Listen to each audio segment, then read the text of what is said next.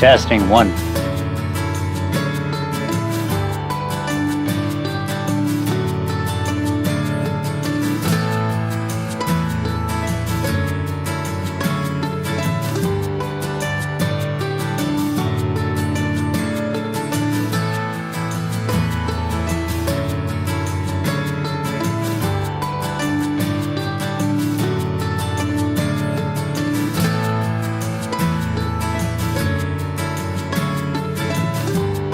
Test 1, 2.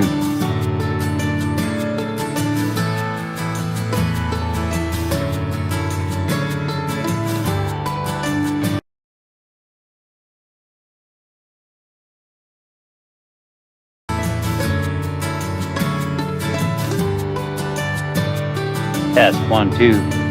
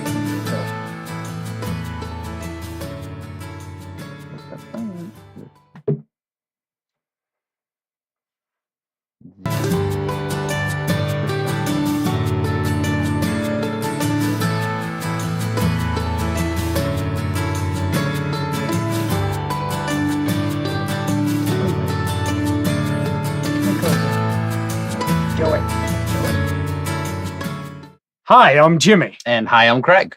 Welcome to our Tuesday night live streams, where we discuss a series of mock portfolios as well as broader investing strategies. Hello to the community out there. Welcome back from the last week where we had our guest, Big Jim Coppell, on, and he gave us some background and kind of history of his career on Wall Street, how he got there, as well as kind of what led Jimmy to this and to us and to our community. So it was certainly an enlightening conversation, and it got a lot of good positive feedback. If you get a chance, go back and watch it. A couple of things that came out of that conversation. One that sparked a good amount of questions in the community, and right in the chat, is that covered call dividend strategy, or kind of the option dividend strategy, which we will talk on in further detail today. Beyond that, though, we'll also talk about Jimmy's portfolio, lesson learned from Lockheed taking a big run lately. Yep. And then beyond that, we have a meta video coming out shortly on the main YouTube channel. Should be tomorrow, hopefully. Should be tomorrow. So maybe we'll get a little bit of a teaser primer on that. And then last but not least, yeah, I'd say that's probably about it. I mean, I do want to discuss, if we do have some time, I'm starting my kid in investing. So, maybe we could just kind of touch on that briefly. But either way, thank you all for joining us again.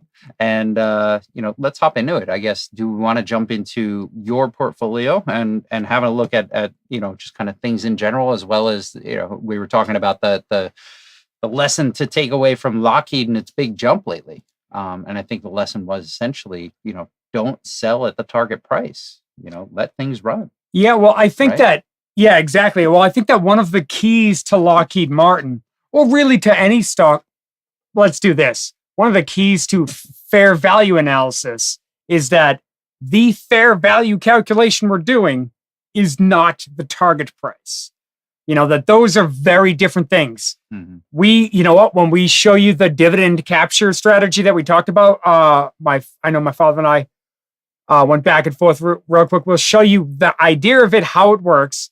Those are very, very exact target prices. Mm-hmm. You make calculations, you come up with expectations, and then you calculate the math based on very specific numbers. We'll show you that in a minute. And that's trading. That's trade. In that case, that's a trading thing. It's not a long-term. Well, yeah, it depends on how you do it. It could be. Yeah, it's a long-term strategy if that's what you did for a living. There are people that do that for a living, but it is trading in a limited risk environment for a living, So Mm-hmm. I'll show you what we mean. Yeah.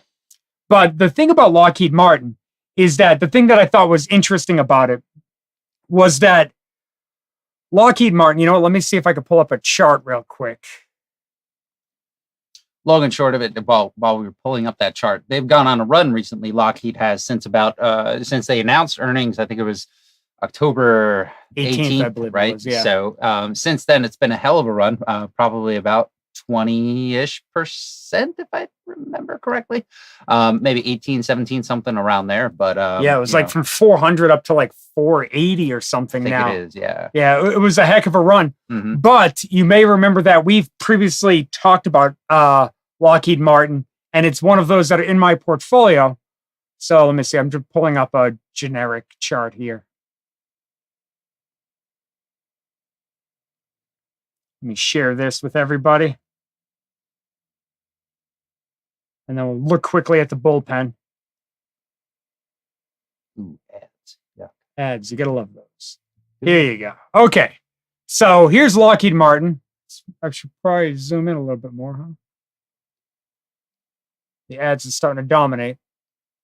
Oh man, those ads are real in your face. And how do you move them? If only we prepared. Yeah, exactly. If only we had thought of the chart thing beforehand. Okay, so here was what Craig and I were talking about before the live stream had started. So we'd done a fair value calculation. I bought Lockheed. Actually, you know what? Let's jump over to here, my portfolio. I buy Lockheed at 336. The stock then takes off and goes up on to in the $400 range. You bought it quite a while ago. Yeah, I bought it It was prior to the Ukraine war. It was prior to the Ukraine war. And there it was a was when big the run market right was about so there. probably middle of last year, I would say, Mhm. because I was holding it for a little bit of time. And the idea behind Lockheed Martin for me in my portfolio was get defensive. The stock market seemed overvalued relative to its own history. We're doing the bull and bear videos, the is the stock market overvalued videos, and it seemed on the high end. And so I said, you know what? Lockheed Martin at the time, I think we got a fair value of, I want to say 390, 395, 400 in that area. From a fair value perspective, it was trading at like 330. I jump in, I buy shares at 336, right? Right now it represents about 10% of my portfolio. The stock jumps to about 400, which happens to be the fair value that we had calculated. It was right near the fair value. Well, a bunch of people on different videos that we did when I did my portfolio update videos, people would ask questions like, well, if Lockheed Martin's there, why don't you get out? Take the profit. We're up big. The market is down. Take the profit. And, you could, that's one way to do it. But my thought process is I like Lockheed Martin as a business. I think it's highly unlikely that their revenue is going to go anywhere. It's highly unlikely the US government's going to stop spending on military. In fact, it's more likely that they will continue to increase spending on military, along with every other country in the world, or most countries in the world. And because of that, companies like Lockheed Martin will probably keep doing fairly well. So, point is that stock jumps to 400. I say I'm not going to sell it. I'm in this thing, in theory, I'm in this thing for 20 or 30 years. That's what I'm thinking about. Well, Craig and I, he comes by and we start talking about the live stream, and he says, oh, Lockheed Martin's doing really good. Jumped from about 400. Looks like the low about a month ago, beginning of October, was around, what is that, about 390, 380, 385, something like that. They came out with earnings on the big jump, and then it sort of just kept running. They had decent numbers. And I joked with him and I said, well, that's why you don't sell when it hits the fair value. The idea is, and it's also the reason why I won't sell now, even though I'm fully aware this stock could come tumbling back down to 400. I'm not trying to time the bottom, time the top, and just sort of move in and out of it. Sometimes stocks are going to do well. Sometimes they're not going to do well. What I care more about is the underlying business. And when the quarterly numbers come out, the trickiest part is to not get caught up in the news or the hype or the fear or whatever it is of that particular quarter. Facebook's a perfect example. Meta is a perfect example of that. Big news came out. They were doing it. And I got nervous when I was reading the headlines. And then as I dove into it, I was like, all right, well, not too much has changed when you look at this from a 10-year perspective, from a 20-year perspective. I see where they're trying to go and I'm okay with it. Imagine you try to time the top and time the bottom. I would have sold at 410. I would have missed. It's now at 480. That's another 20% upside. In a stock market that's down, what is it? 20% year to date. I do not want to miss a 20% upside swing. So I'm more than happy to sit here and hold these things, hold what I believe to be are good businesses at good price, that good businesses at good prices. So that's that was sort of the thought process with Lockheed Martin. Gotcha. And realistically, on the long journey from, where we're at today to where we'll be in 10 years, you're going to have movements like this. Exactly. This is going to happen. They're going to go. They're going to pull back. They're going to go. More often than not, they move a little more methodically on the way up and a little more drastically on the way down, but it's good to see those days too. Exactly. Yeah. It's nice I'm happy. I'm not at all complaining about the huge jump we saw. All I'm suggesting is that it's no reason to react. It's no different than Intel being down in a day. It's important I bring up Intel on every live stream, almost no matter what the reason. Yeah, there's a whole thing with it. If you didn't do it, I was going to do it later. Yeah, so right no, but like a stock has a bad quarter and drops, is it an opportunity? I would ask the same thing of Intel, of Lockheed Martin on the way up. Lockheed Martin on the way up. Is it a good opportunity right now with this price? I don't think so. I wouldn't pay this price. but I'm happy to sit here and hold. And maybe we get lucky and the thing goes to, just keeps moving. Mm-hmm. Who knows? Like anything could happen. It could keep going. It could easily pull back. But now the cool part is that if it pulls back $100 tomorrow, I'm still up. Yeah. And that's the thing, is that selling and buying and trading in and out of it complicates things, because imagine I did sell at 400. Well, now I'm paying taxes on that gain as well. So that drags my performance. And then the stock jumps to 480.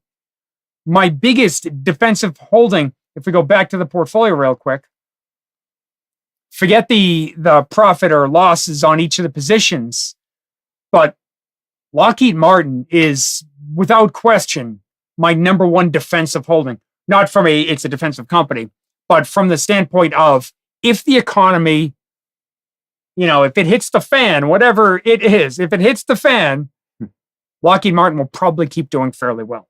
If you had a Johnson & Johnson, probably keep doing, Procter & Gamble, probably keep doing well. Like, there's some companies that are designed to be defensive.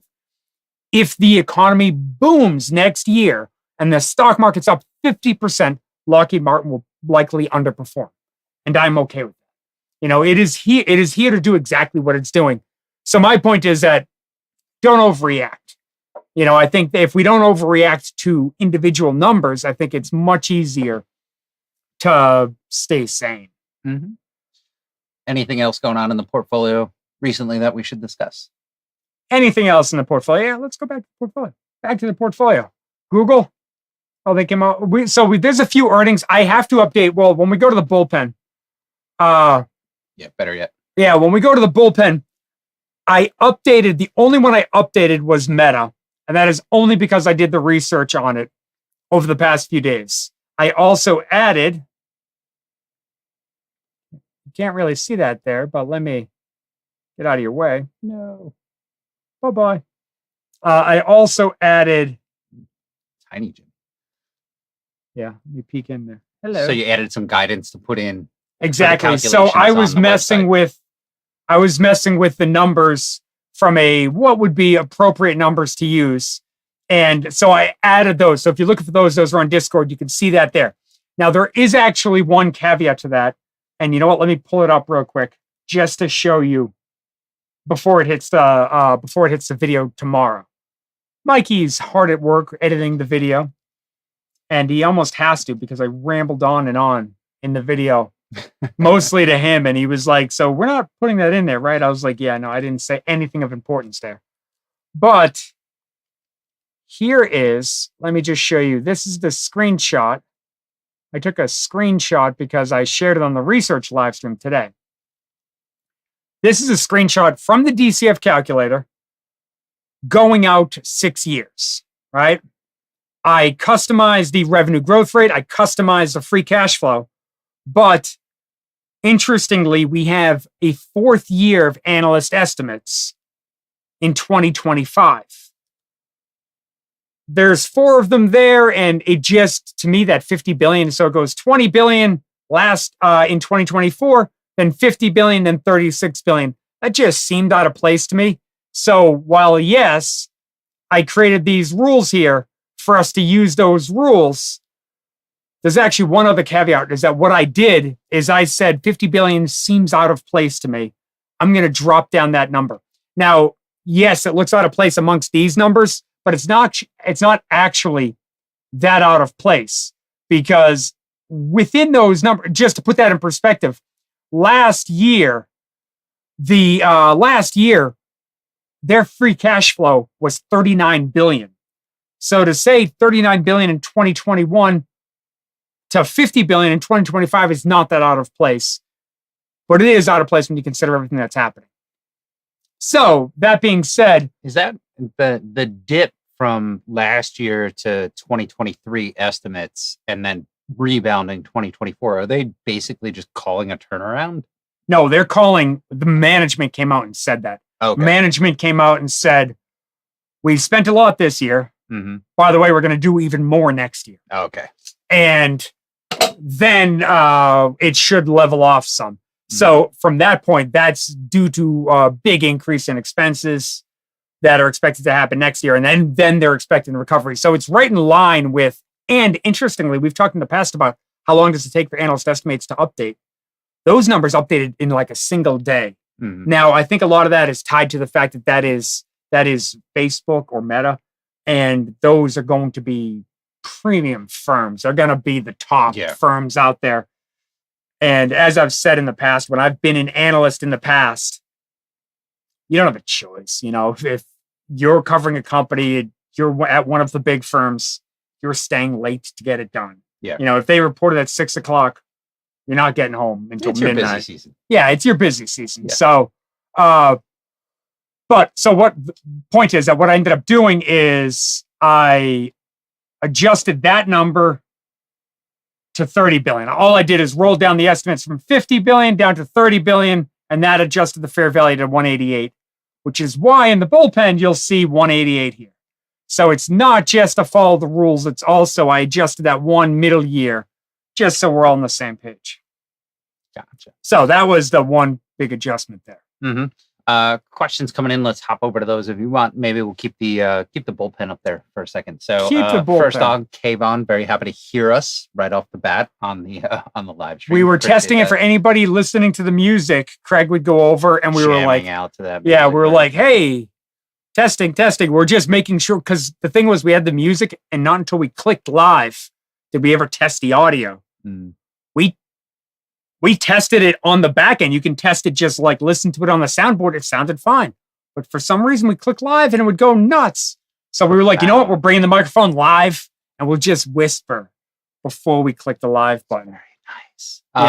Yeah, So we'll get there, folks. I promise. All right. So hello. Are we going to see more Jim Senior tonight? No, not tonight, but he will be back again. Yeah, he's in the traveling. future. He's traveling today. He's down in one of the Carolinas. Nice. Dividend covered call. We will check on that later. Is Amazon still highly overpriced? Do we have Amazon over here? We do. We They got do. Amazon here. Mm-hmm. I updated all these last week except for Meta. So Amazon, we came up with a ideal entry. Yeah, no, Amazon. So I have to go back and look at some of those because I have a feeling that some of the free cash flow numbers, we have 13%. I'll move it up so you guys can see it. Reasonably large margin of safety on Amazon. Yeah, it was large. Well, you know what it was? Is that Amazon, the thing I liked about Amazon is it's kind of what Facebook's doing. It's just, or kind of what Meta's doing. I really have to get used to this Meta name. It's Yeah. kind of like what they're doing, but it was more obvious with Amazon. Basically, they went out and spent a ton of money putting up all new facilities, and they overspent and they overbuilt, and they ended up with all this excess capacity. But then they're growing, so they're going to grow into the capacity. Mhm. I want to dig back into it because I question some of our growth numbers and the long term. I took conservative free cash flow to revenue numbers. I have a 7% free cash flow to revenue number. But with where the business has gone, I think that there might be more upside to that. So right now, using the what I would classify as conservative numbers, it was looking overvalued, but we got to wait and see. I got to dig deeper. Pretty long run to an ideal entry of 69 from where it's at today at 96. So while we might adjust that a bit, do you think it's going to get all the way to that point? It could. Well, you know what it was is that when we had first done it, analyst estimates were higher, and because they were higher, everything, the fair value, I want to say the ideal entry was like 105 or something. Mhm. But then numbers started tumbling for them. And I'm also curious, and this is sort of a side note, but I'm also curious, has anybody else noticed on Amazon? We use Amazon a decent amount for certain things, but this whole Prime thing, is Prime not 2-day delivery anymore? No. Because I was like, when did Definitely that not. change? Because now it's like Prime, you'll be there in 3 weeks. I'm like, well, they're not really Prime. Or it says it'll be there in 2 days, and then they'll let you know, like, oh, it'll be there yeah, in my 2 mistake. weeks. Exactly. Okay. Yeah. So Yeah. I've questioned a few things that, Logistics problem. yeah, I've What the heck? questioned a few things that Amazon has done. I did see they sent an email. I think they're starting to feel the heat on that. They sent me an update that said that the Prime membership now includes like much more songs on Amazon Music, which, to be honest with you, I just turn on Pandora most times anyway. But Yeah. my kids do use it a lot because they like On Amazon Music? Yeah. So if you tell, I didn't know there was an Amazon Music. oh yeah, it's a huge volume of music that's available to you. But my kids use it a lot because if you tell Alexa play X song, I hope she doesn't. Yeah, don't do it. Don't do it. Don't do it. That pulls from Amazon Music more often than not. Yeah. I'll tell Alexa, hey, play Pandora or whatever it is. But yeah, She's watching us. I would imagine there's a wealth of playlists you can put on there and stuff like that. I really haven't unpacked it, but it is a good amount of music that's available to you just with your Prime membership. Oh, I only did Prime membership because I got free 2-day shipping, and now it's like, oh, that's gone. I was going through stuff, and we needed it in like 3 days. I watch the TV too. Yeah. Amazon. Oh, yeah, Prime Video. Yeah, I do that one too. Yep. Anyway, yeah. So, but yeah, I agree with you. And my understanding is that the price of that's going to continue to go up. I just want to see what happens when they buy like all of the NFL next year. Like all the rights to the NFL. That would be interesting. You can kind of deal with them and just say, hey, we'll stream all your stuff. Well, that's half the reason why it's so expensive to get those rights, because they're exclusive rights. Yeah, exactly. That's what I mean. So. Is that can they pick that off from like CBS and probably with pocket change? To be honestly. Anyway, I digress. All right. When you look, Bruce asks, when you look at a stock like Lockheed, don't you think like getting a dividend is like income averaging? Sometimes it's going to move, sometimes it's not, and all the while you're pulling a little out every quarter. Kind of, right? Like you're taking a piece off. It's going to move up. It's going to move down. I mean, that's why some people love dividend stocks. AT&T being one of them with a big old dividend out there. Exactly. Even Lockheed has a decent dividend, and I think that the cool part about the dividend, especially for long-term investing, is I paid whatever I paid, 3 something, right? I paid a lot relative to the dividend, but I pay a decent amount for the dividend, and at some point, imagine 20 years from now, where is Lockheed's dividend? I'm looking at it right now, trying to pull up what their dividend is. $3 per share, right? 20 years from now, where's the dividend going to be? $10? $20? Probably not 20. Right, 10. 10 would be reasonable. Yeah, I think that might be even on the low end, but at some point, the dividend that is coming in is enormous. Never mind the fact that the stock could be sitting up at, $500 a share or $300 a share or $1,000 a share. Who knows where it will be in 10 years, but we're not even including the dividends that are coming in from that. So I think that the advantage to dividends, I know I've used this example in the past, but I believe that at least the story that I've heard, the rumor that I've heard, is that Buffett bought Coca-Cola, like in the 60s or something. And the dividends today, after all the splits and all that stuff, the dividends today are more than what he originally paid for the share. So every year, what he collects in dividends is more than what he originally paid for it. And again, that's the perk to holding a stock for so obscenely long. Forget the fact that I don't know what his Coke shares are worth, but pretend they're worth 50 billion or 10 billion or 20. I have no idea. Billions, I'm sure. But if it's worth 10 billion or 20 billion or whatever it is, plus he's already got all of his money back. Like that's one of the advantages to dividends. Yeah. Sort of relevant to Jimmy's point, Activision, relative to Activision and past discussions about the M&A is being blocked. A DC judge blocked Paramount's sale of Simon & Schuster to Penguin Random House yesterday. Really? I didn't see that. Print books. Yeah, it seems like something I'd be interested as to why the government had to step in about publishing. I don't know. Yeah, I mean, I don't know what they would care about with that. And it wasn't even that big of a deal. I believe that they were selling Simon & Schuster for like $2.5 billion. I forget the exact numbers, but I had read about it. And I thought it was a good move, Paramount getting rid of Simon & Schuster. They're not in that game anymore. But yeah, I assume that there must be a reason to block it, or somebody with deep pockets got in the way. Like if an Amazon or somebody got in the way. But did you follow the acquisition of Twitter at all? with Elon Musk. Yeah. I haven't really followed it. Every now and again, I see the headlines and I see that. Yeah. Twitter's not listed anymore. Like, again, I'm spewing this out here knowing nothing. But Twitter's not listed anymore. I guess did it get absorbed into Tesla, or did it go full private? I missed it, but anyway, I digress. I was wondering why, when that all was going on, I was just annoyed by headlines at that point. But I would have thought that if it was in fact an acquisition, that it would have been, at least reviewed. Yeah, Twitter acquired by private investor on October 28th. So it wasn't lumped into Tesla. It's just it's standalone. It must have, and he must have paid a price. Him and I assume a slew of investors. I think the second largest investor is a Saudi fund.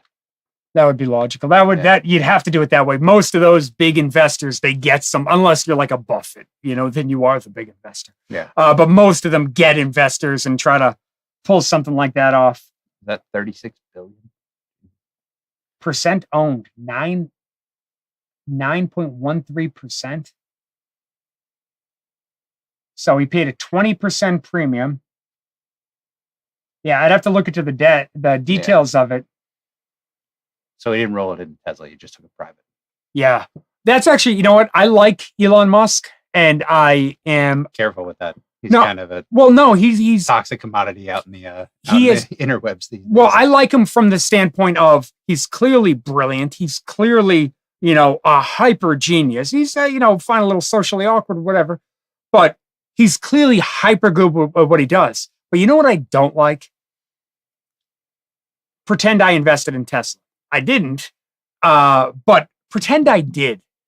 It always bothered me that he had SpaceX, only because he's taking Tesla money, the wealth that he's accumulated from Tesla, and he's building SpaceX. Like if I'm building SpaceX, pretend this was a public company. We said, oh, you guys want to come and invest? If you guys did it, if I wanted to start another company, SpaceX, I would make it part of Tesla. Like morally, I would make it part of Tesla. Like, okay, I'm out of here 3 days a week. I know you guys just invested in me. SpaceX isn't part of Tesla? No, it's its own like private entity.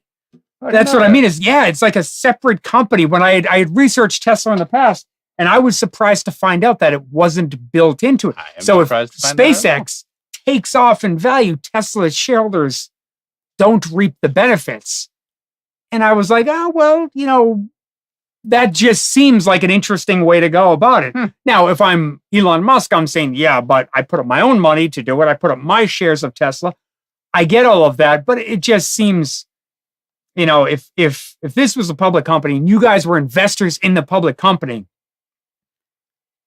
everything we as an organization did, I would want to be part of that public company. Right. Part of the brand. Like, yeah, Elon is a brand. Yeah, like if Warren Buffett's a brand, everything he owns is. But that's the thing, Buffett, everything. Under Berkshire. Yeah, and that's actually one of the funny parts is that people say people have challenged me in the past about Buffett, and they're like, "Well, Buffett owns a whole ton of shares." No, he doesn't. Buffett owns Berkshire Hathaway. Berkshire Hathaway owns a whole bunch of stuff. You know what I mean? Buffett, he might have one or two other investments now, but I think like outside of his house. Or at least it was for a long, long time. I haven't really kept up to date on that. But I don't know why he would change it. For so long, that was what he was preaching, that his whole net worth is in this company. And fine, he just built it up to be an obscene net worth. Mm-hmm. But to me, that's it's just such a logical thing to do. Like if you're going to invest in a company that I'm running, it seems wrong to me. Like, oh, by the way, I'm going to go off and do this. Make some money, spend my time over there, and that will build my wealth, not your wealth. Like it seems backwards. That's the only thing I don't like about it. So as brilliant as he is, I question a lot. I question certain parts. That to me is a very shady decision. There are a lot of people questioning a lot of parts of him lately. Yeah, not physically, but the internet. He's gone from basically like the golden child of the internet to a pariah. Anyway, I digress. Should we dive into the dividend option strategy? Okay. Let's dive in. Community. And I will warn you, this is not for the faint of heart. Yeah, this breaks my brain every time we do it until I understand it. And once I understand it, I'm good. But then if we don't talk about it for a couple days, I have to get back into it. Like it's a very complex spot to get to. And as opposed to some of the comments that I saw on the in the portfolio thread, or sorry, on our Tuesday live stream thread on Discord, this is not necessarily an investment strategy. This is much more a strategy that was developed for trading. Yeah. So, okay. So the idea of it could be an investing strategy if you had the money. It takes money, and I'll show you that in a minute. The way it had developed on our end is we were talking about launching a hedge fund with it. And we actually went out and raised some money and launched a fund, a private fund. And we said, let's run a track record of this. And because if you're going to, for anybody who's ever been curious, anybody who's ever thought about starting a hedge fund, the tough part about starting a hedge fund, tough part about hedge funds in general is you have to raise money. Usually you either come from a very, very large fund. If I was at, I can't think of the Ray Dalio's fund again. Bridgewater, I think it is. Whatever it is. Sure. If you were at a big fund like that, or pretend I worked at Berkshire Hathaway. It's the one place I've told my wife, it is the one place, if I got offered a job, I would immediately drop everything to do it. Like if Buffett said tomorrow, Jimmy, I love your YouTube videos because I'm watching YouTube videos to learn about investing because, I'm getting old, I guess. But if Buffett said that and he said, Jimmy, come here, I'm not going to pay you, but come here for 3 months, 6 months, a year, 5 years, I'd be like, well, all right, I'm off. You got the kids. I'll come back when they're 11. These live streams are going to be a lot less interesting. Yeah, no, but it's the one place I would go because, to work for a guy like Buffett would be fascinating. On the flip side, if, I know he's got Ted and Todd and a few guys over there working with him. If any one of them, I don't know who takes over when he goes, when he gives up the reins, but let's pretend one of them take over. The other guy is one step away from saying, I want a hedge fund and I want $1 billion in it. Mm. And the money will line up to give him it. Yeah. You know what I mean? He could write his own meal ticket. Point is, most big hedge funds, that's how you go. You come from a hedge fund, probably as an analyst, move your way up, spin off and do your own thing. Most smaller hedge funds, you have to build a track record. You have to get that track record audited, and then you got to go out and raise money. And it's difficult. I've been on like money raising tours, and you're sitting down with people that have big, big money. This is what they do for a living. And their only job is to shoot holes in everything you're doing. So so when we had done the option strategy, that was the idea behind it, that we were looking at it going, this would be an amazing hedge fund. And then we started running it, ran for about 9 months, maybe. Mm-hmm.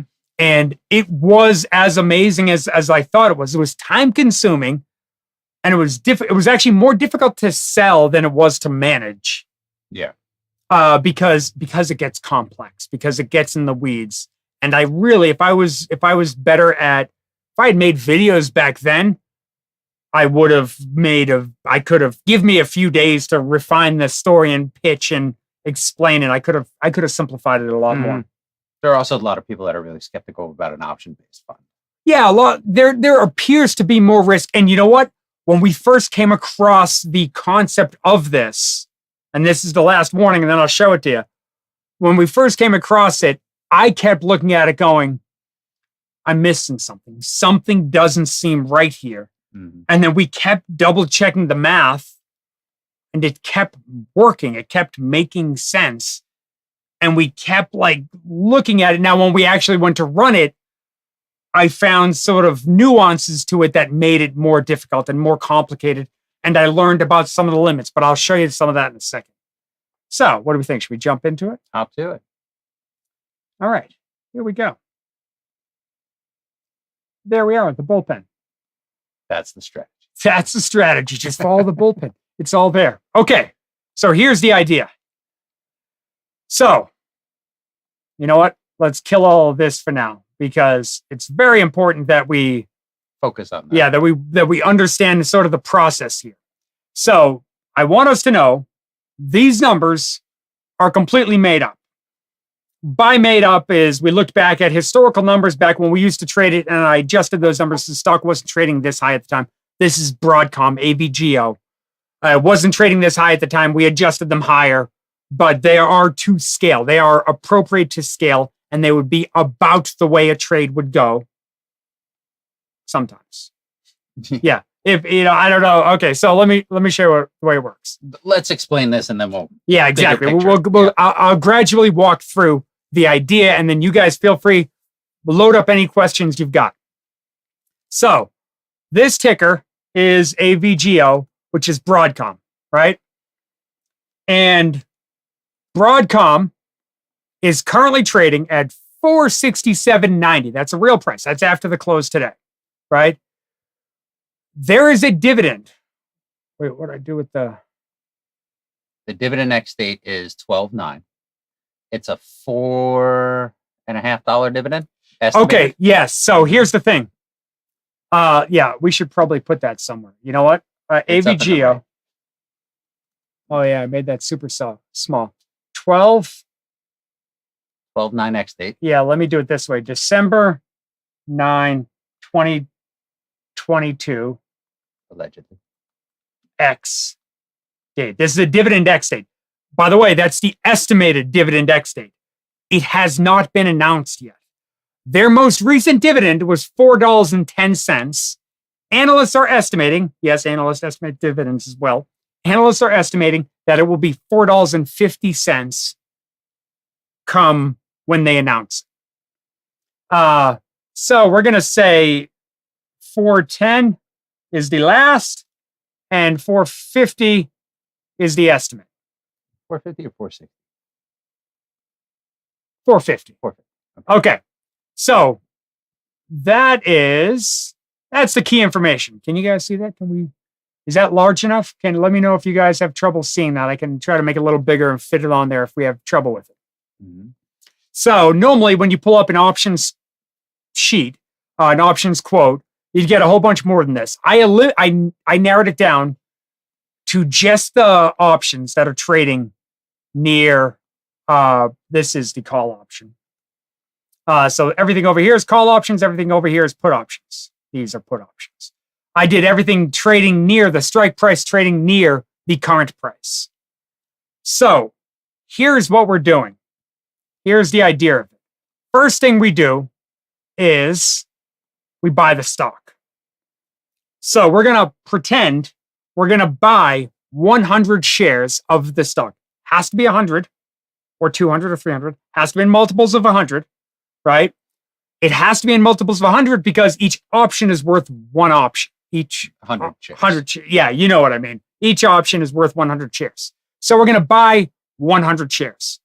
That right there, right? Move that over 2 decimal places, and you are at $46,790. Like I said, you need money to trade it, right?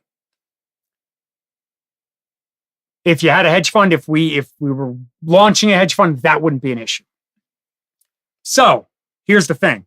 You jump in and you buy this, right? And then the next step is, oh wait, we're not going to do that yet. So now we own 100 shares, right? $467.90 pretend we bought that right now. Now, the next thing we're going to do is we are now going to buy a put option to protect ourselves in the downside.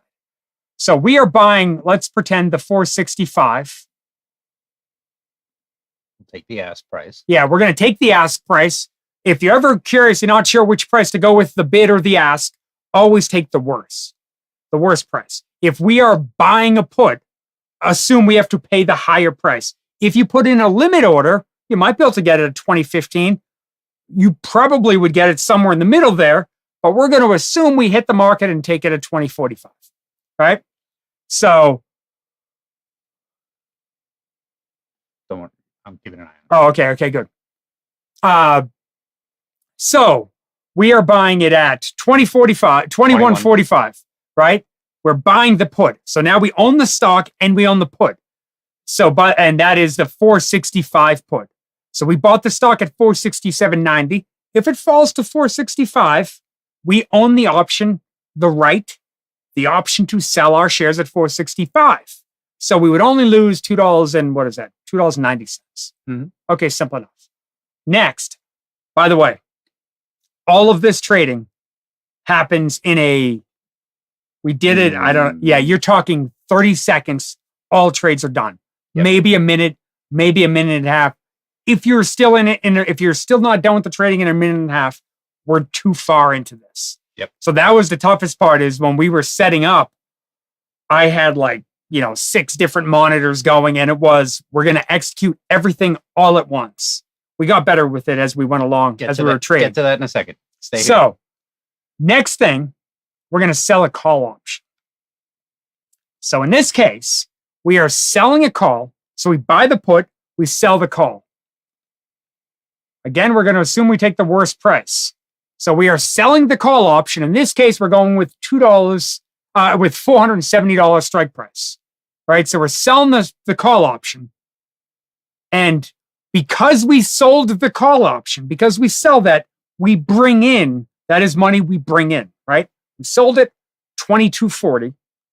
So we bring in $22.40 again per share.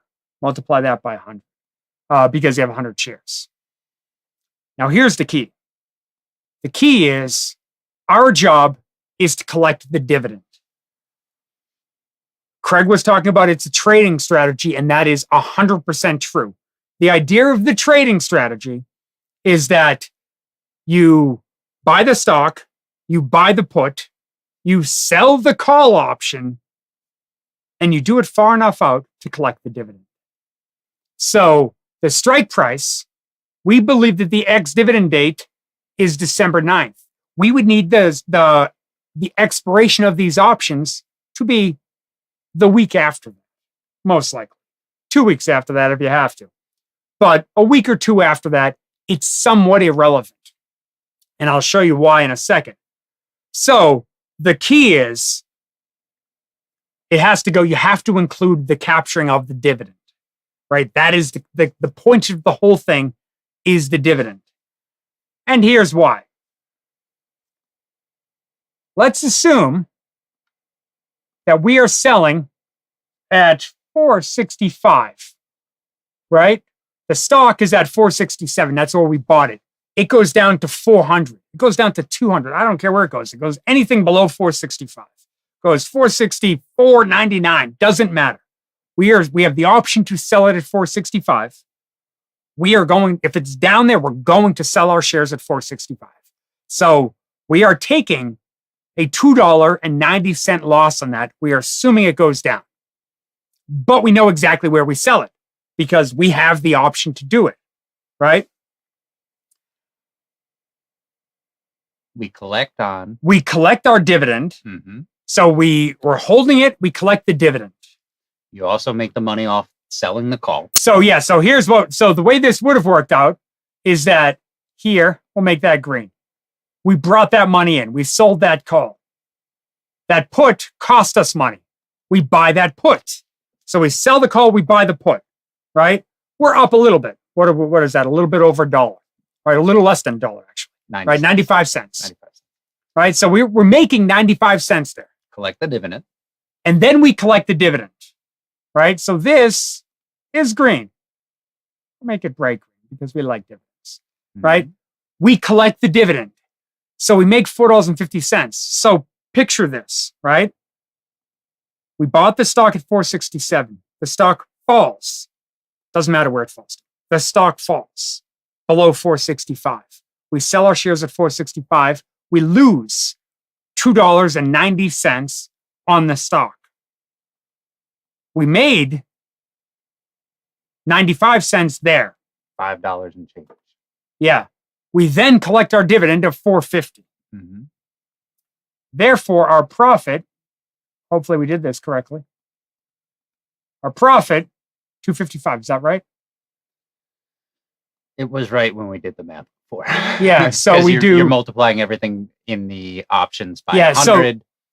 and collecting the 450 per 100. Yeah, so it's 255. The percentage ends up being about 1.6% that you're going to make over the course of about 6 weeks or so.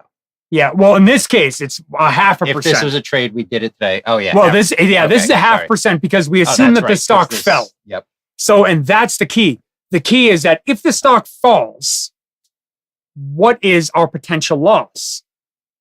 On the downside, we're still up 54 cents. Exactly, 54%. Yeah, a half of 1%, right? If the stock grows. If the stock goes higher, well, now here's the flip side of that. If the stock goes high, we don't forget we paid $467.90. That happened all in a single moment. We paid $467.90, but now the stock goes higher. Well, we sold the call option. The call option we sold was for $470, which means if it goes to $470.01, not if it gets there, but at expiration, if it is there, whoever owns that, they're going to take our shares at $470. They're going to. It's not like I remember when I was first starting to trade options, I questioned, well, maybe they don't exercise it. Not everybody wants to exercise it. They're going to exercise it. Even if I, as the options owner, don't want to exercise it and I just want to sell my option, the broker, I'm telling you, TD Ameritrade, Fidelity, wherever it is, they will buy it, they will exercise it, and they'll pick up the penny. And it will cost them nothing to do it. You know what I mean? Like they're going to exercise it. They're taking away the shares. For us, that means we're not selling at 465. We're selling at 470 because the stock is at 490. It's at 5,000. It doesn't matter. It goes to 470. Well, just like that, we're still collecting the dividend. We've got that. So now our profit's 755. We're up 1.6% for that trade. This, if we had gone out to mid-December, it's the beginning of October, now you're out 6 weeks, right? So that's sort of the idea of the strategy in general, is that in order to do it, the idea is that you want to wait for the pricing, the options pricing to cross like this. Much to my surprise, it happened a decent amount of time. Now, there were certainly days that we didn't place trades. We probably did 1 or 2 trades per week, and you probably watched the screen for 6 hours a day waiting for those 1 or 2 trades. Yeah, like let me walk you into what this looks like. More often than not, you get volatility in options pricing at the beginning and the end of the day. Yeah. More often than not, we're pulling off this trade within the first hour or the last hour of the day. Yeah, I found the first hour was the most likely to do it. The stocks you want to choose are, for this to work, ones that you can predict reasonably the dividend. So you want consistent dividend, either flat or growth. AVGO is one of them. If you look at it, they raise it 40 cents every 4 quarters. Yeah, they do it They've 4 quarters, for a decade. And then they increase it. And a lot of companies do that.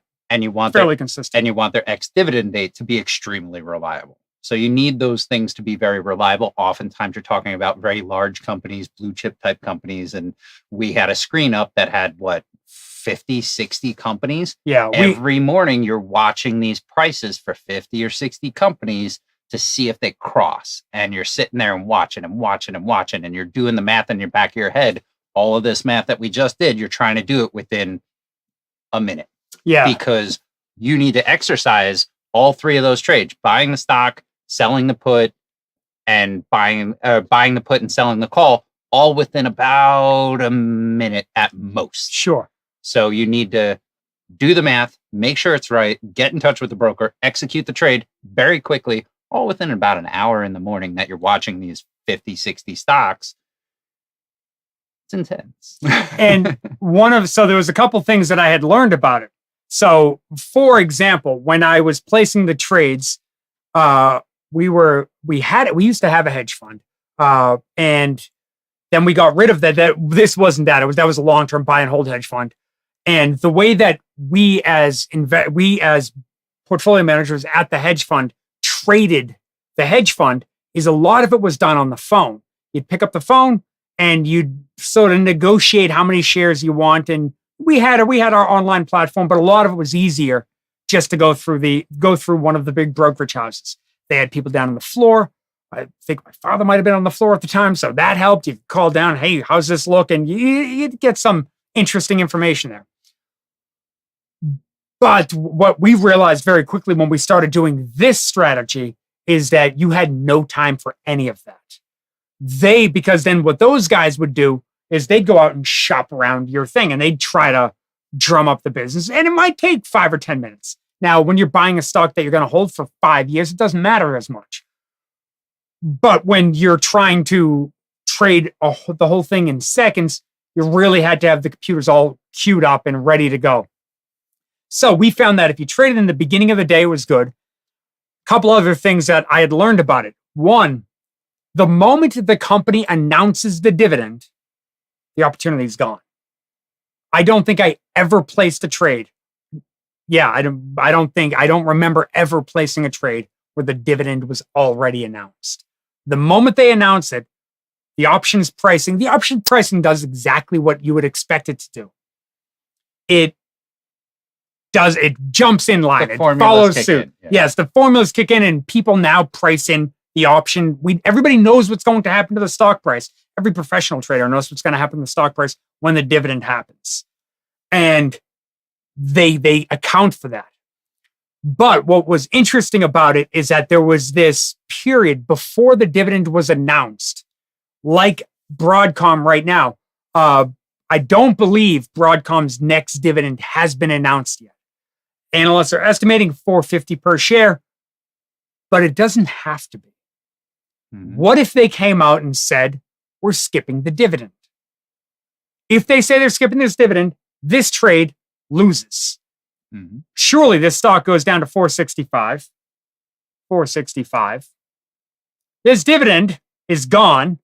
We now lose money, right? Yeah. So the key is it has to be a profit. In order to be a profitable trade, you need certain things to happen.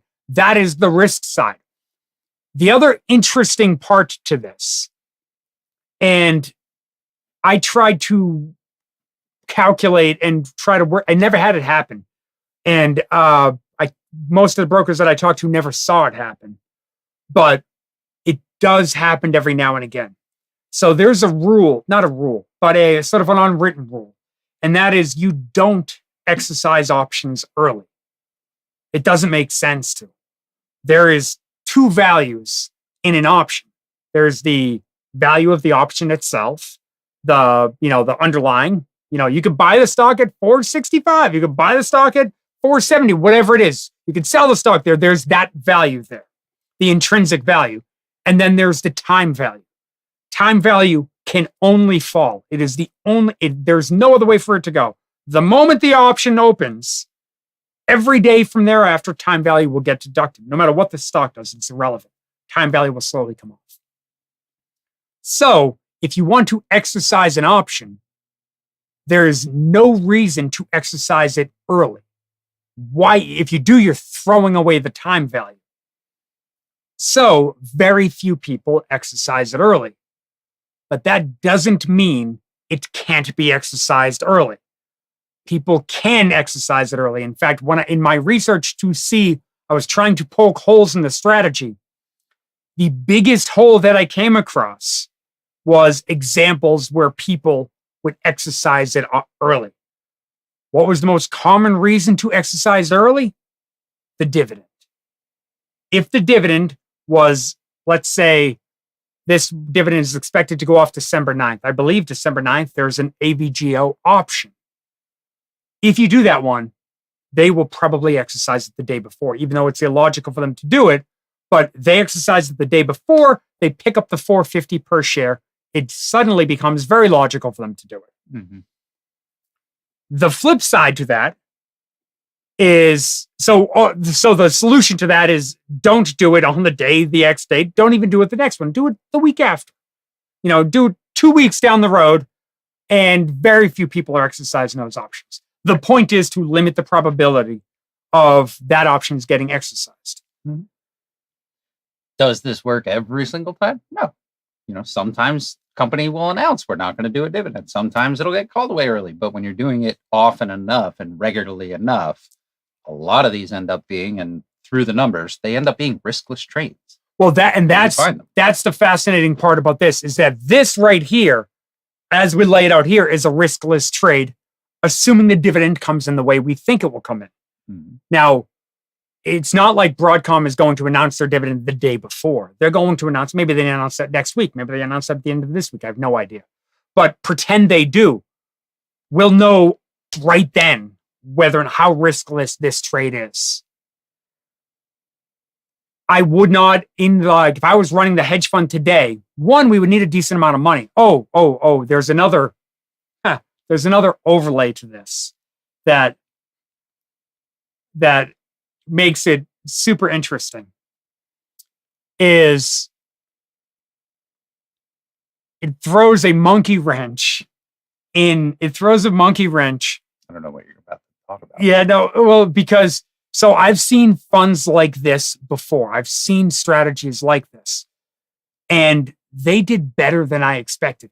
In that example we just showed, and I'll put it back up there in a second, but in that example we showed, that is a good trade. Oftentimes, you're doing the math, and we're going to make, worst case scenario, 20 cents. Best case scenario, $1.10. I gave a worst case scenario in the example. I gave a worst case scenario where you're doing well. A lot of them aren't like that. Yeah. Some of them are worst case, we break even. Mhm. Best case, we make $1.10. Or we make 80 cents.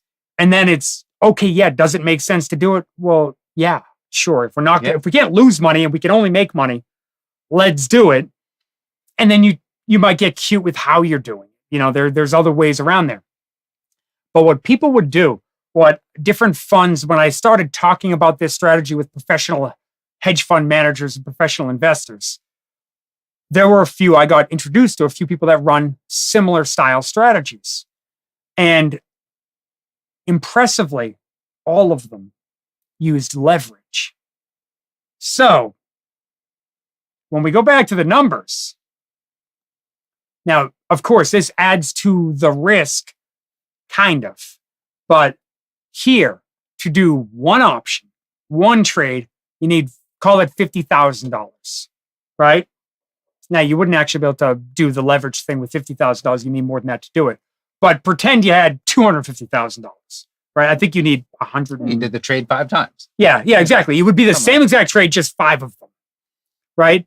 But the reason why you couldn't do it with 50,000 is that there's different account types. If you're a professional investor, you have to have, I want to say it's like over 150,000. I forget what the number is, but it's low relative to professional investing running a hedge fund. But it's, you couldn't do it 50, but I want to say it's 150, but don't quote me on that. But if you do, you get leverage.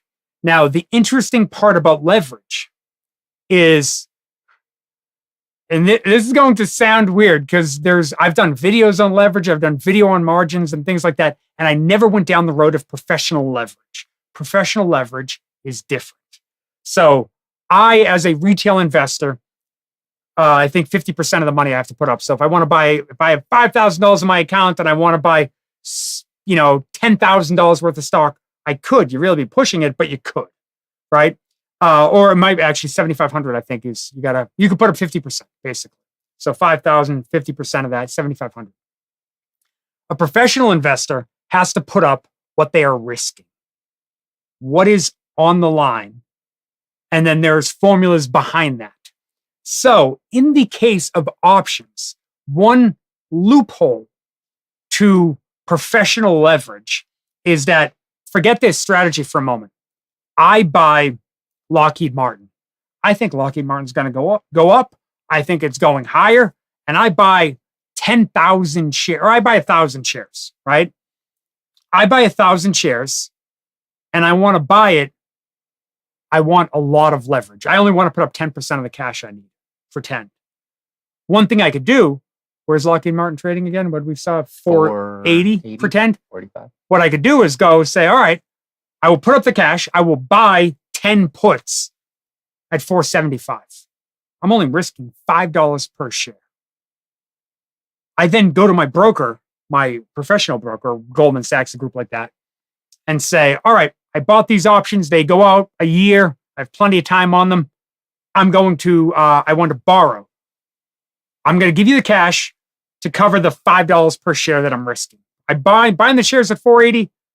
I have options protecting me at 475. Now, of course, in that scenario, I'd have to buy the options first and then buy the stock, but it could be done. Now, I'll bet you that you'd have to have some sort of account. You'd have to have, ability, proof that you could put up the money, things like that. But if you're a hedge fund manager, it's not that difficult. You would have pre-done that with them. Point is to invest 1,000 shares at 480, which is $480,000. I have to put up, instead of $480 per share, I have to put up $5 per share. $5,000. Yeah, no, it's obscene, like how much leverage you can jack this stuff up with. Now, I'm exaggerating the example with Lockheed Martin as just a straight up buying a put option. The broker could easily push back on that. But with a strategy like this, I never saw a professional investor running this strategy without leverage. Here, how much money do you have to put up? There is actually a minimum amount. The answer is not zero. If you look at this, technically the risk is zero. Assuming it all comes through. Actually, that's not true. There's the risk. What did I do there? Oh, I did that wrong. 465 is what it should have been. 195 times 100, right? So you're down. So what is it? It's 19,500. No, because no, I'm wrong. That's after we already have the 100. It's $200. Call it rounded $200. That's what you'd have to put up. $200 to what you should have had was $46,000. Right. And you only have to actually have the cash of 200. Now, again, caveat, that's not actually true. You 200 is what they require in the account, but you can't have that account unless you have like 150 plus thousand in there. Right. But to execute the trade, you need to. You could have a whole portfolio, a whole different portfolio all to the side, have $200 available, and this trade can be done. And now you have to do the math on what the leverage is going to cost you in interest over the period of time that you're going to have the holding to see if the math makes out. But you can leverage the almighty heck out of it. Exactly. So if it is in fact a riskless trade or a decently high upside trade. Exactly. So we go back. Oh yeah, let me pull that back up. Audio's getting funky.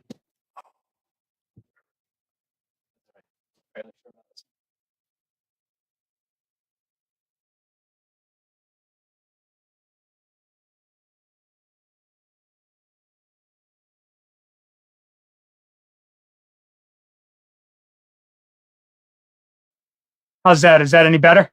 He reset it. Hopefully that does it. Now, the interesting part, assuming it is better, we are back to the original problems of the audio. Let's see. Waiting for the sign. Gonna go with yay. Oh, right, good. Okay. So going back real quick, going back here. And then we'll get to questions. Then we'll get to questions because I'm sure there's some. Okay, so the idea here is that if you had a whole portfolio, let's pretend I'm sitting in my portfolio and I've got, $1 million in my portfolio, right? So you have the correct account, correct leverage ability of the account, it's a professional account. And then you say, I want to place this trade. Well, you only need $200 available to make that trade happen. But the crazy part about that is you can easily say, okay, I'll do it 10 times. I'll do 10 of them all at once. I'll do 20 of them all at once. Now, there are limitations to this as to how far it would go. We talked for a while. I know I talked to my father. My father was very excited when I walked him through a lot of the math, and I was showing him how it all worked. And he was all about, as you might have learned when he was telling his story, he's all about like cold calling, and he's one of the best salesmen I know. He's great at, he has no fear of you laughing at him, hanging up on him. Like he's all about, all right, fine. And he just moves on and he has a job and he'll plow through it well. But he was all about, let's go out and raise money for this thing, Jimmy. And I was like, well, we got to test run it first. We got to test this thing out and see where the holes are. Now, if we were doing leverage on this, of course, there's a leverage cost of, there's interest tied to that. And that's one thing you could account for, because again, we're showing right here 0.5% on the downside. And oftentimes that wouldn't happen. Pretend I don't know. I built this formula so it would work, but pretend I'm playing with the numbers here. That might be the downside. The downside's not actually risk-free, but at 2.25, you're making just a little bit. Pretend that was the dividend we were expecting. So then your leverage is going to outcost your downside. Yeah. But that might be where you want to leverage up, depending on what your interest rate is and stuff like that. The other possibility is I saw different guys that placed trades. It was $2, or actually that's a bad example, $1.50. And all right, it brings us, I don't know what that calculation looks like, but it brings it negative. So then they're saying, okay, if the stock goes down, I lose a little bit. I lose $45. If the stock goes up, pretend they do announce the 450, and I use the dividend there as an example. But if they do announce 450 and the stock goes to 470, well, we make good money. Like, well, we make our, what we had calculated is that we thought we could do 1%, 1 to 1.5% per month, every month. Now, one of the cool parts is we were running this in 2018. And in December of 2018, the stock market jumped off a cliff. I don't know if you guys remember it, but December 2018, there was 2 weeks where the stock market was just tumbling. Like the Dow was down 1,500 points. The Dow was down 1,500 points over 4 days, 5 days, whatever it was. And everything fell off a cliff. But we were doing this strategy at the time. And that month we were up 1.25%. It was every month. To me, that was we'd never had a month where we didn't make money.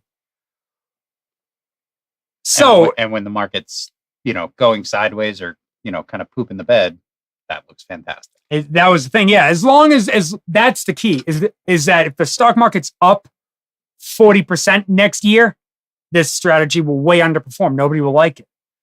But if the stock market's down 40%, this strategy will way outperform, and everybody will love it. The real hole in this strategy that I could see was ultimately that, one, you have to trade it fast, but with computers, that's easy enough. But two, you're limited how much money you can have. So if you're running a hedge fund, you're not going to, every hedge fund manager, most hedge fund managers are trying to raise big money. You want multiple billions of dollars. That's how you get rich doing it. But it's super difficult to get to that point. It's super difficult to raise $1 billion in a fund. Most hedge funds barely have anything, $1 million, a couple million, something like that. Imagine we were running this strategy through this time period. Yeah, we'd be killing it. And we'd probably raise a ton of money. But I don't know if you could raise $1 billion. Well, you couldn't raise $1 billion. You could absolutely raise the money. I don't know if you could run $1 billion. $1 billion would be too much money. It's going to cap your upside. Yeah, but that's the thing is that there's only so many of these. Yeah. One, there's only so many trades. And two, there's only so many, options out there trading. You're now introducing the speed of the options market. The other thing is I never saw this work with a low priced stock. Broadcom I picked because it's a $467 stock. You know what you get in $467 stocks? Big swings, big dividends, big moves. Mm-hmm. That it seemed to work well with those types of companies. Pull up a Verizon, decent dividend. Intel, decent dividend, never priced out well. Low stocks just didn't do it, which means you couldn't do it with a $40 stock. You had to do it with a $400 stock. So there were a whole bunch of caveats to it. But for now, what do we got as far as questions are? Avishek starts off, we could do this with Intel with much less capital management. To your point, never quite gets there. Yeah, it's tricky. Again, yeah, interesting that was the thing that was my original thought.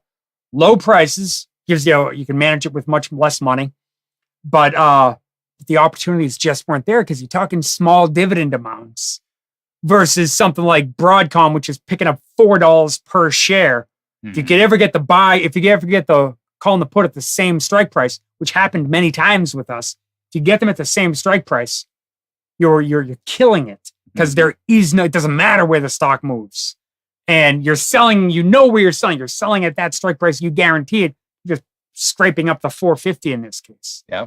If the stock, and James Gandolfini, before you said it, called out one of the risks of if the stock is a couple bucks below your strike on the covered call, you could still be assigned early, and the option buyer wants to capture the dividend. So, exactly. That is a danger. That's why you got to extend. You could even extend a month into it. Yeah. The only issue is that I think a lot of times we were looking 2 weeks out. From 2 weeks out, I found was safe. So turns out that there is all options that are exercised early are recorded.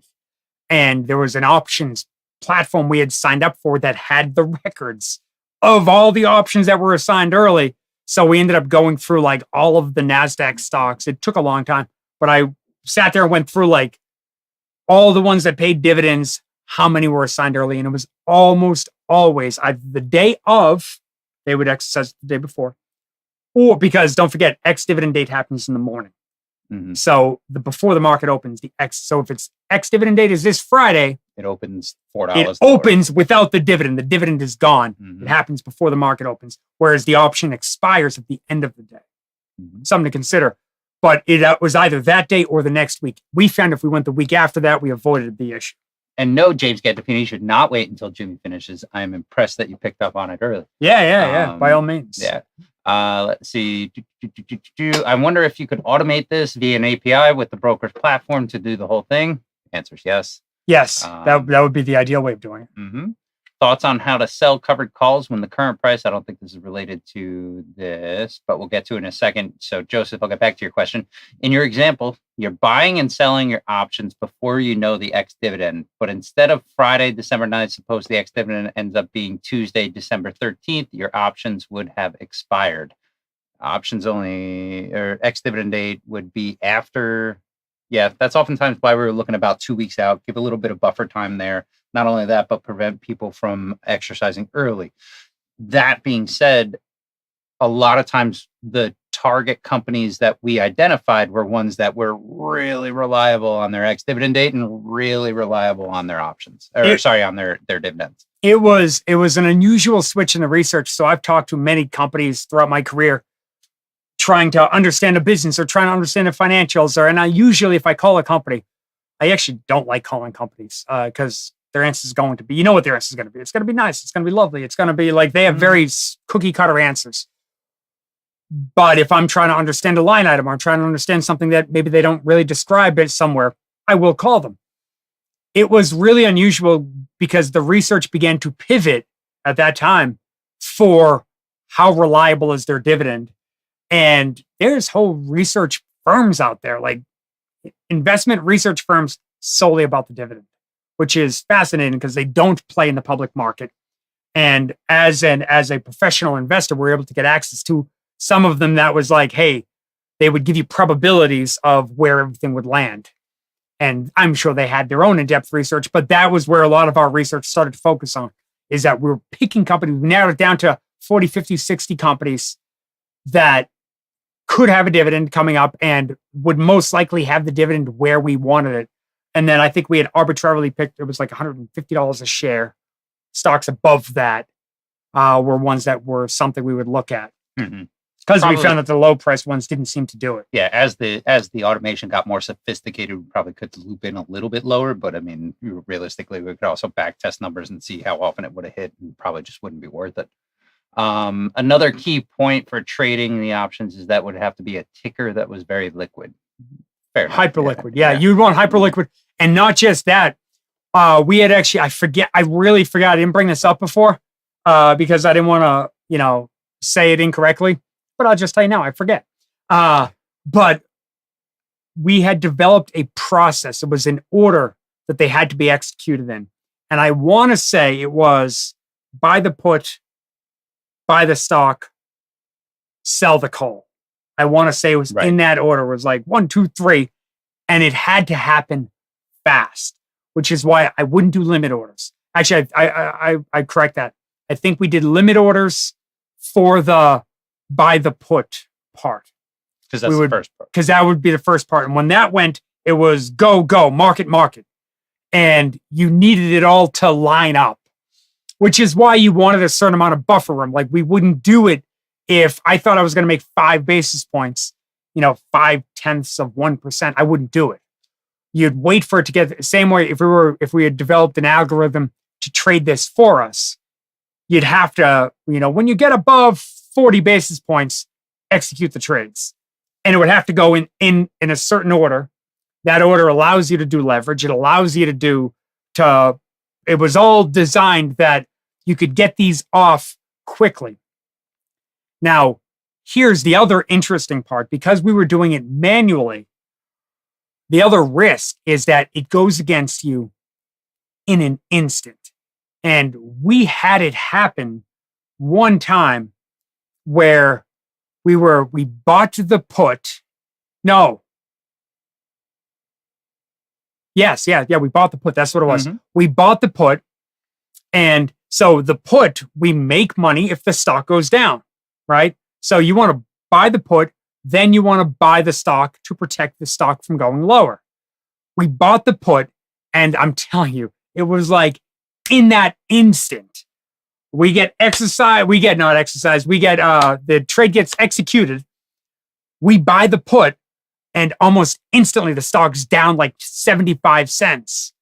And I was like, we didn't buy the stock. Like the whole thing didn't work out. We were like, okay, sell the put. Yeah. Okay, we made 75 cents. And it was like, oops, okay. And it never went back. I never saw That's why you do it in that order. Exactly. That's why the numbers didn't line up. Yeah. Now, if the stock had gone higher, then that's fine. That's where the buffer comes in, because you just got to jump in and buy it and then sell the call. So where you could get hurt is if the stock runs and then the call gets too far away from you. Right? Exactly. Is that the thing is that buy it. And I'm telling you, I bought it, and then I had on the other monitors, I had all the orders queued up. Market order, limit order. I do it. I'm waiting for it to hit. It hits. I spin. The stock is down 75 cents. It was like in an instant. But where it could hurt you is that you execute that trade, you turn the stocks up 75 cents. You have no choice now. You've got to keep going. Execute it. The math is no longer playing out nicely. Now, usually we had enough buffer room that if the math went against you, well, now your downside, you thought it was up 10 cents, your downside's now down 70 cents, but your upside's up $3 or up $2, something like that. Like most of them build in buffer, and more often than not, that's not happening. You're Exactly. doing this often enough that the numbers are going to pan out. Yeah. And you'll end up making out at the end of the month. Exactly. We had that trade go against us where it fell apart, but it fell apart in our favor, and it worked out that we made money on it. Mm-hmm. But besides that, I don't know if we ever had it happen where like it imploded quickly and we lost money. Yeah. So exciting times. Bruce asks, Joseph, thoughts on how to sell covered calls when the current price is significantly lower, say like 50% than your cost basis? Just keep selling them, right? I mean, let's say you're in Intel and you're sat there and you bought in, at 75, it's trading at what? Or you bought at 60 and it's trading at what, like 28 right now? Yeah, I see what you mean. Okay. Just keep selling covered calls until it works its way back up. Just put them out far enough that you're not going to get called away. Right? Your risk is that you get called away and you realize the loss. Yeah, that's the dangerous part. But I think I would do exactly that. Mm-hmm. If we're selling covered calls, I guess the hope would be that you've been doing it the entire time on the way down and you've been making money on the way down. Yeah. And even if it's not, even if it was something you started now, it could easily be okay, how far out am I going to go? Let's say you went a month out. I think a month is reasonable. Mhm. And then it's, you just got to keep it far enough ahead. So one thing you could do is like look at, that's one thing where technical analysis could be handy. I've used technical analysis when I'm doing options, something like that. And I'll Mhm. say, okay, the stock keeps falling, but it doesn't look like it gets above, 35. I'll sell the 37.50 calls, Yeah. something like that. Or it's never gotten above 34. Sell the 35 calls and I'll do it next month. Mhm. And the thing is that for me, on a personal basis, I've always leaned towards being more conservative. I've always leaned towards, if I'll make 40 cents a share with one and I'll make 20 cents the share with the other, but it's, I'm more protected. I'll take the 20 cents per share. Like Yeah. I'd rather these, in my mind, this is, it's, if it's a stock like Intel, this is a 25-year, 30-year investment anyways. Mhm. If you're going to give me 20 cents a share, that's $20. You're going to give me $20 for my 30-year investment. Okay. Yeah, Like every couple of months. it's sort of free money. The problem is you run into a Lockheed that announced earnings and all of a sudden jumps up. A That's bit, the key. Yeah, don't let and that you miss happen. out on all Yeah. that fun. I would say you're probably good with like an Intel. You're probably not good with doing that with like an Alibaba. Yeah, I would where there's a hesitate lot with the of swinging. volatility. Yeah. So, let's see. Let's see. All right. Bruce, the whole thing is a covered call. When you sell it is at the time that you think it's a good deal. So when you get a called away, you feel cheated, but it was a good deal. I think he's talking about the previous comment, if I'm not mistaken. Yeah, right? that sounds right. Sounds about right. Yeah. There are brokers like TD, James Gandolfini says, there are brokers like TD that will allow you to add a custom leg to your trade. So you bang the ask on the BTO put and STO call at the same time. Yeah, there's a lot of them. Mhm. Most options, most platforms in general, you can do both at the same time. The key is mixing the stock in there. That Mhm. was where I found we had to like build a custom thing to make that work. Yeah. That most And we had to be really tight with our broker. We had to kind Exactly, of like yeah. explain it to him and, make sure he understood exactly what we were trying to get at. exactly. We needed them to. But what I didn't want is I never wanted luckily we didn't have it. And again, one of the advantages of, dealing with like professional brokers is that we were able to tell them what we're doing and basically saying like, cause now we were electronic trading, which was better, which was the only way to do this. But we were able to say to them, like, don't block the account. Don't get in the way. Don't interfere with what we're doing. We'll place the trades. Don't worry. We'll figure it out later. Mhm. And, but that way, what would kill me at like, if we were ever at, like a Fidelity or something like that. And I don't even know. Fidelity might be good. I never tried it with Fidelity, but if we're at a Fidelity and imagine you tried to place it and then they were like, hey, we froze, there's suspicious activity. Like, no, back off. There's a situation here and Yeah. we don't need your input. Yeah. Like you haven't done anything in a while. And all of a sudden you're pulling off this really complex, high volume, leverage trade or Yeah, something like that. And they'd exactly. be like, wait, we need to give you a call. We're Yeah, like, "No, no, no, I no." was always worried about that. So we would talk to the brokers beforehand and be like, everybody stay away what we're doing. Mhm. Here's what we're doing. And we're not even, I remember we wouldn't even really tell them what we were doing. We were just saying it's Well, an that was options when we trade. first did it. We were just like, of course they're going to understand what we're doing. And then they were like, hey, what's going on? And you're like, all right, let's sit down and have a chat. Yeah, that chat is Yeah. we're doing an options thing. You don't need to know about it. We put up the money. Let's not talk about it. Exactly. But just stay out of the way. Just anything you guys need to deal with after hours is the time to deal with it, not during the trade. Just don't interfere with the brokerage account. And they were pretty good with it. I'm pretty Is good that with it? that. Yeah, I think we're caught up. All 10:30. caught up. Yeah. So I apologize if I overcomplicated that. I think you rather did well with simplifying, to be honest with you. That's because you've been in the weeds for a long time with us. Yeah. Those days hurt if my you brain. guys have I any can't other, wait until we're doing this again. I'm going to learn this and do it throughout my retirement. But yeah. I know That's gonna it is an amazing strategy, Mhm. but the key is Don't get greedy. Yeah, the key is don't get greedy.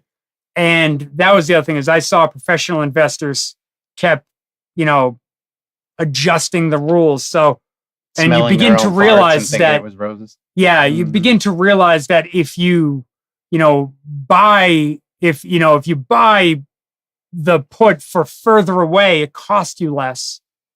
And if it cost you less, you could make more. And I think the closer stock's to the dividend. yeah, I think this stock's going to go higher anyways. So Yeah. a lot of people would start making those adjustments. And then before you know it, the stock drops 20% and your floor is way below you. Lacking discipline. Exactly. But when this works long enough, I could see it probably getting a little boring. And you're getting confident in the fact that it just keeps working. And let's juice those numbers a little better. Exactly. More leverage, more, bigger dividends, bigger risks. Like it's a logical progression to make, especially if you're a professional investor. And I don't think it would work for $1 billion fund. I really don't. Like I said, I joked about it in the past that I would raise like 300 million, 400 million. I wouldn't charge any fee. I would say 0% fee, no management fee, but we get 20% of the profits. That's it. Yep.